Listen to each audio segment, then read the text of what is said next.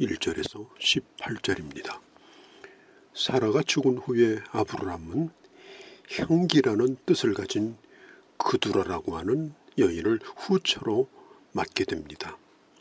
그리고 그 사이에서 6명의 자녀를 낳습니다.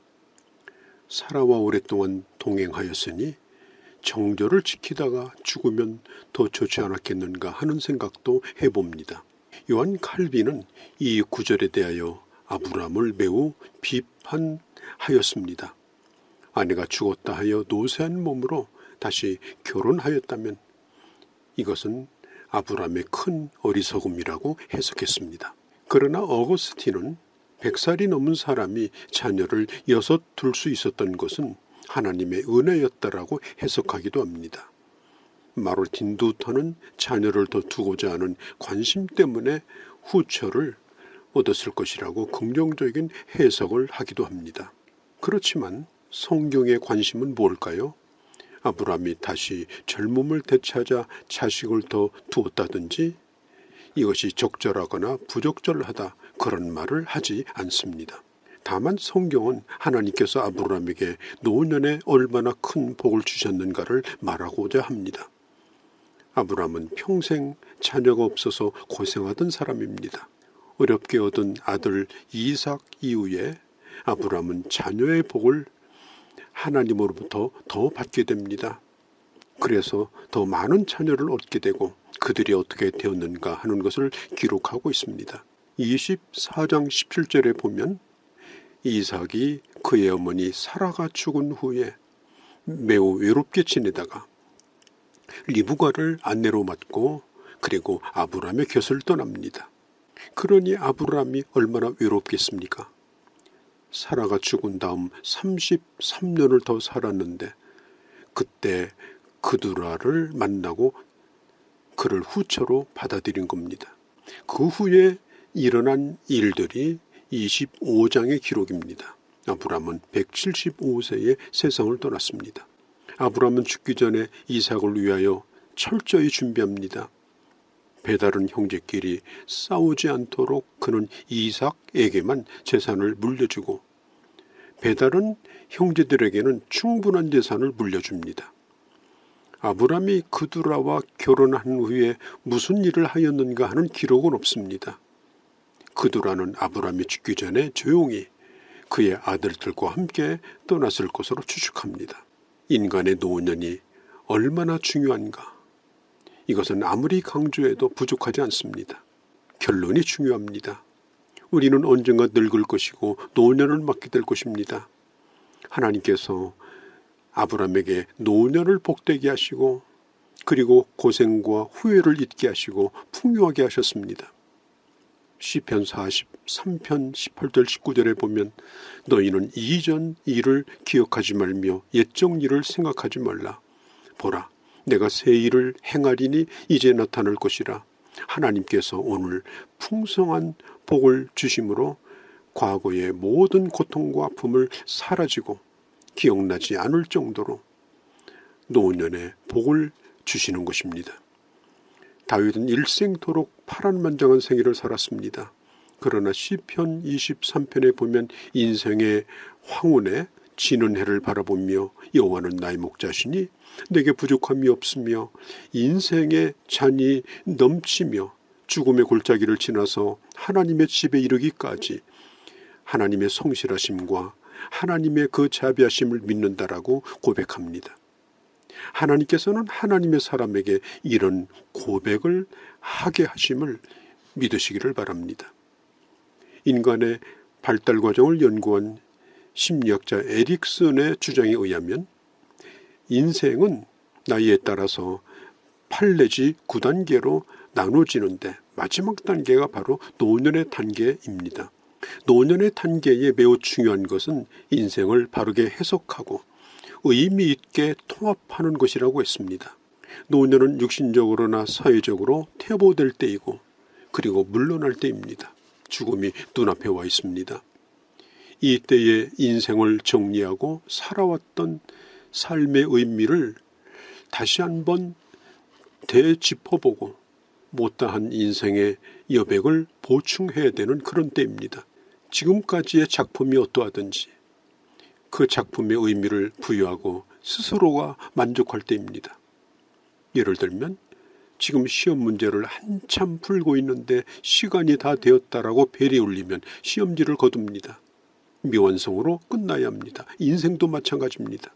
내가 지금 뭔가를 열심히 하려고 하는데 끝낼 시간이 됐습니다. 아직 색을 칠해야 되는 여백도 있습니다. 수정하고 싶은 부분도 있습니다. 그런데 벨이 울렸습니다. 거기까지입니다. 이미 살아온 인생의 결과들에 대하여 하나님께 감사하고 부족했던 것까지 거기에 의미를 부여하고 스스로가 만족할 수 있는 그런 우리가 되기를 바랍니다. 과거는 돌이킬 수 없습니다. 과거와 화해하고 그리고 살아온 인생에 다시 한번 만족한 마음을 가지고 맞춰야 하겠습니다. 나이 드신 어른들을 보면 수십 년 동안 끊임없이 남편을 시시때때로 욕합니다. 욕하고 또 욕합니다. 원망하고 또 원망합니다. 그런데 나중에 결론은 이렇습니다. 그래도 그 사람 괜찮았다고. 마음 하나는 좋은 사람이었다라고 결론을 내립니다. 과정이 어떠하든지 인생의 결론이 중요합니다. 과거와 화해하고 편안하게 마지막 시간을 마치려고 하면 잘 살았다라고 만족하는 그런 스스로의 만족이 필요합니다. 우리가 젊었을 때는 모든 것을 다 선택한 것 같고 내가 다 한 일 같지만은 지나고 보면 하나님의 손 아래에서 이루어졌음을 우리는 고백하지 않을 수가 없습니다. 아브라함에게 있어서 가장 큰 오점은 후회스러운 일은 여종을 통하여 이스마엘을 낳았던 일입니다. 이스마엘로 인해서 아브라함의 가정에 한바탕 소란이 일어났습니다. 그러나 5절 6절에 보면 아브라함이 이삭에게 모든 소유를 물려주고 서자들에게 재산을 주고 동방에 거하게 하였다고 합니다. 가게 하였더라 6절에 처음에는 가지 않으려고 하였을 것입니다. 그러나 결국은 아버지의 뜻에 따라서 아브라함의 후처인 그들과 함께 서자들도 집을 떠납니다.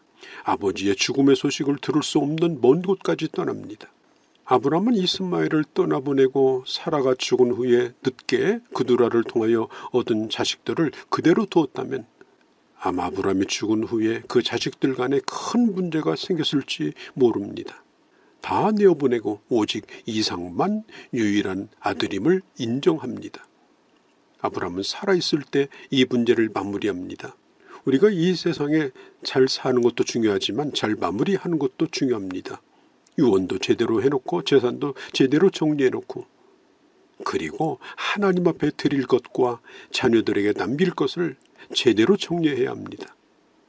이것이 제대로 되지 않으면 나중에 복잡해지고 맙니다. 특별히 아브라함은 그의 장자가 누구인가를 분명히 밝힙니다. 이삭의 후대를 통하여 예수 그리스도가 오실 것을 믿었기 때문입니다.